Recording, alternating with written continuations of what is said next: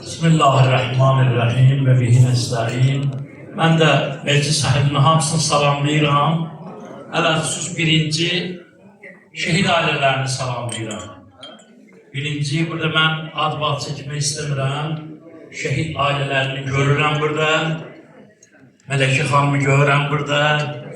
Burada Muxtar Qasımlı, şehid Muxtar Qasımlı görürəm. Atası burada əyləşir. İndi tanıdıqlarını deyirəm, burada xanımlar var əyləşirlər. Adlarını bilmirəm, tanıyıram sizi. Burada şehid ailələrinin qabağında birinci onları salamlayıram.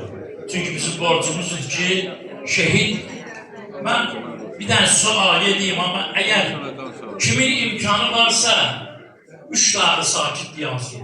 Sonra kim istəyir, nə istəyir söhbət edəcək. Ancaq 3 dağını kimin şehidlərə hörməti var, şehid anını bilir, şehid kanını bilir, 3 dağı yansın sakit. Kur'an'da bir ayet var, Allah Teala buyurur ki وَلَا تَقُولُوا لِمَنْ يُخْتَرُوا فِي سَب۪يلِ اللّٰهِ اَنْوَاتٍ بَلْ اَحْيَاءٍ وَلَاكِنْ لَا تَشْعُرُونَ.